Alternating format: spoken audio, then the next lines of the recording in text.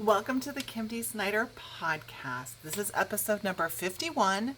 Today is August 6th, 2021, and this is day 2 of Can One Woman Build a Seven-Figure Business in 20 Hours a Week? And as of right now, I say yes. And the biggest way that I see that's going to happen is I have to get smarter with my time and my systems. And so instead of getting a person, I have to have a system, and I'm also going to have to get really strong at saying no. And this has not been an overnight sensation. So yes, even though yesterday I committed to this, it's been a long time coming. It's been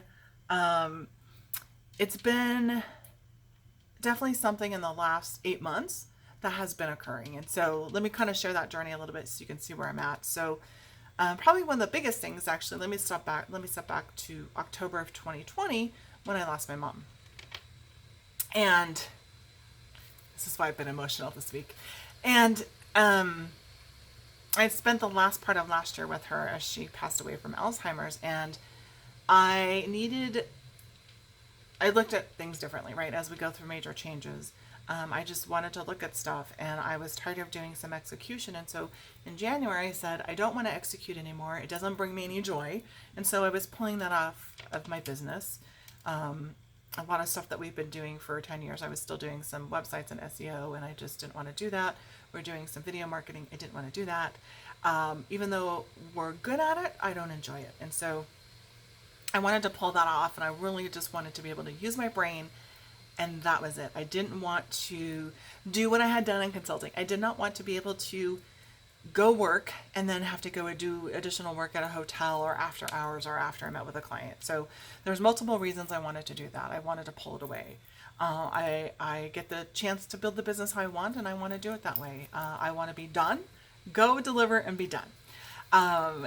And I also read the book Who Not How, and that really gave me a different perspective. And it was like everything was just kind of happening at once. And so I said, okay, I'm only going to coach, facilitate, train, whatever the term is, and meet with clients every week. And I have a higher end product offering, and I'm missing a gap between a lower end. So, it's either 5 figures or nothing. And so I knew I had to figure something out. And so as I work through these months, the one thing I have given myself permission to is that I'm not going to push forward. I'm just going to give myself a chance to grieve and not be as, push forward like I normally do. And I haven't taken on a lot of stuff for that reason. And I've also been on the mission to work 8 to 10 hours a week. And because that was the amount of time I could commit to knowing that I would have grieving, and I would have weeks that I would not do very well. But it's also left me sort of playing small, and I've been having these thoughts through the time about I'd like to do a challenge of doing like daily videos. I'd like to do some videos where they're not always perfect. Everybody thinks you have to get up and have to look wonderful. And I've done some content on this before, but and just pushing myself. So when I had this discussion with John, everything just kind of came together, and I was like, yeah, I'm just going to do it. Go all in and not think about it. And I'm really excited. And I've shared this with some of my friends that I'm doing this publicly, and people are excited and also scared for me, which is how I feel. I'm like super excited, super fearful, super fun. And I'm sure we're going to see like up and down. And, when I was sharing my current income with one of my business friends, she's like, yeah, and that's probably why your income is at that level. Because I haven't been super committed. And, I want to answer the question, can I build a 7-figure business in 20 hours a week with one person? And I'm already starting to see myself say no. No, I can't do that. No, it doesn't fit where I need to go if I keep those 3 principles in my mind.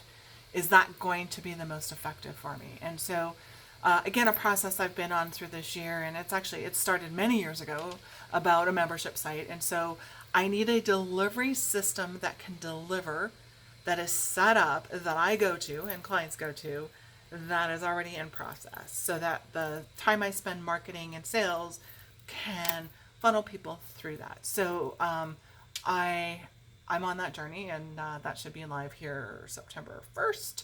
if not sooner. And so it will offer some group programs and some, or group options, I guess, and individual options in there.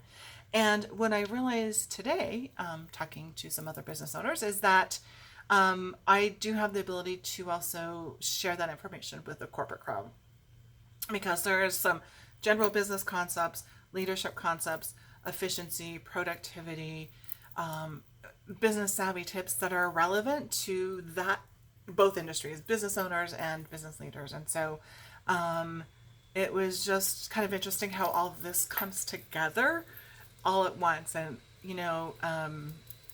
it's been stuff that I've learned. I mean, I did my first membership plugin, I think like 15 years ago on my WordPress site, and it was like clunky and powerful, painful then. And so again, this has not been like decisions that have happened all of a sudden. It's been accumulation. And so I want to make sure I share those, and please ask questions down below, because I want to see, there might be some gaps that I'm leaving out, because I have been doing this for I think like 15 years is when I started in the digital space. And then I've been in the working world for about 30 years. And then I helped my dad for his small business prior. So this business component has been in there, but when I was helping my dad, it was never like anything like this.